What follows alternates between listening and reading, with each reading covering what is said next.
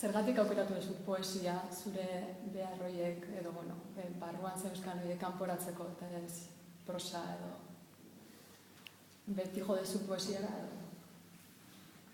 Nik poesia idazten hasi nintzen, instituto garaian, nire kuadrilako lagun batek esaten zidan, nik poesiak idazten ditut. Nire maitalearen poesiak idazten ditut. Kontxo. Eta niz erratik ez. Baina nik momentu hortan idazten duen poesia hori etzan nire maiteari edo maitasunezko poesia bat. Baina eroso sentitzen nintzen oso testu laburretan barruan nekana kanporatzeko. Esan nahi nuen hori aurkezteko. Testu gutxitan, konpaktatuta, gauza asko esan itzazkela betatu nuen, eta nik nahi nuen moduan. Nik erabili nintzazken errekurso literarioekin, hitz jokoekin, ere jerga partikularrakin. Orduan, horretan hasi nintzen, gero unibertsitatean hasi ginean,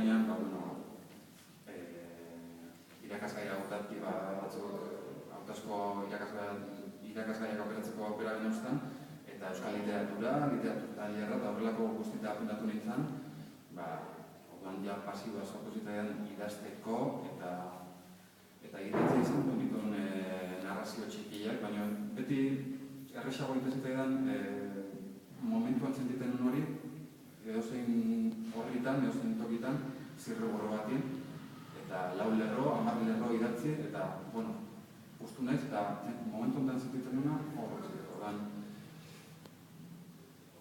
poesia horti datorkit, ezagit, igual, nik esan nunean,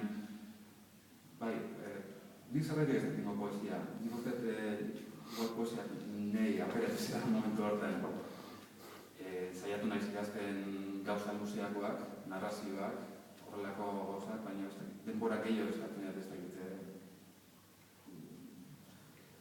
Zailago itezen. Poesiak oso komodo sentitzen, oso eroso. Momentuan esan behar detena, bota, idatzi, eta jungo gara zuzentzen, zorrozten, eta pixka bat nahi gustatzen dut bezala usten.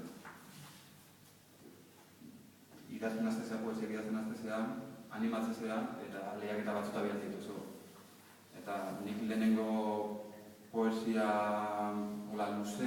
poemategi bat luze bat idatzen nunean, enun pentsatu, enitun oinarriak ere irakurri, 3 alde edo 2 alde bertziala, kartazail itxi batean, irakurri, ikusi lehiaketa bat dago.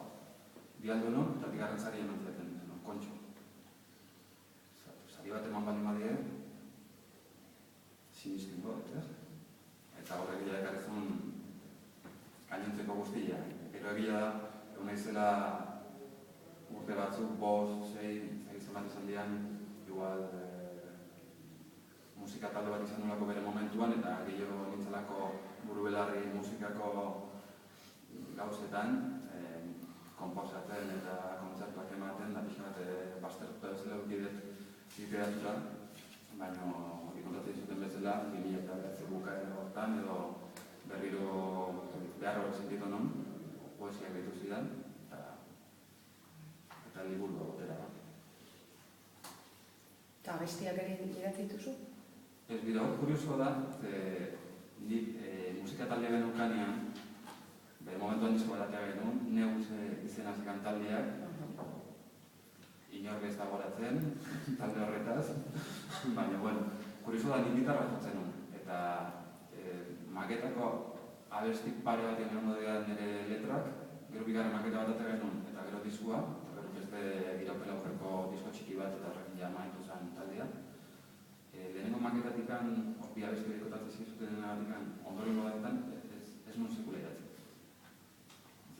Abeslariak bere zen poetiko hori zekan, eta berabiltzen dinoan lan hori nintzen zartu, ez dakit pixkat. Igual azarren egon literaturak momentu hortan. Eta nire obsesioak gehiago zean musika. Hitz bat ere, azalaren argazkia irenaiak egin, anaia argazkia dibat dauka. Horreien, azelak horretan ikusko zuen Inar izan dugu, INHAR. Ez bada ere, nire naia argazkilaria da. Eta, bueno, nik eskatu nion, egiteko azaleko diseinua, azaleko argazkia. Pixka bat esplikatu nion, guen esplikatu izuten hori, labur, zertaz joan gorren dantzatu, eta nion, ateazuk konklusioa, zuri ze iradokitzen dizu, eta zure esku. Bai, nik esan nion azan, haize pixka bat eduki behar du titulua eta nire izena joteko. Argazkiak haize pixka bat eduki behar du, eta gustatuko leiteke retro edo ditzen dion argazki tankera hori izan zen. Eta hau behar duzian, eta hasieran pixka kuriosoa irutuko egiten, eta gero bere zentua ere harrapatu diot, behar hobeto esplikatuko luke, baina hemen eskorra bat agertzen da iraulita, zere batian, zelaia maldan bera bezala dago, inorrez agertzen, pentsatu nahi dut isiltasuna modala, ez da bakardade sentimentu hori modala, ez da jandeik, ez da inor.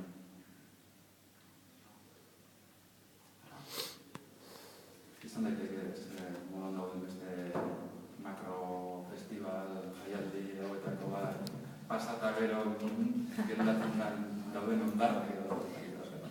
Oso garbi dago hemen, holako festivalen ondoren zikinkeria gehiago.